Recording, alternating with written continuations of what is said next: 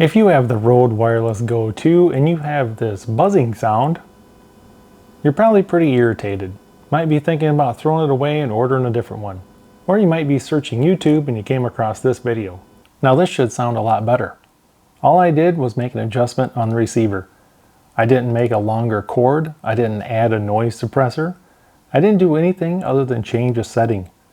You probably accidentally put this setting on and didn't realize it, and that's how you got the buzzing sound.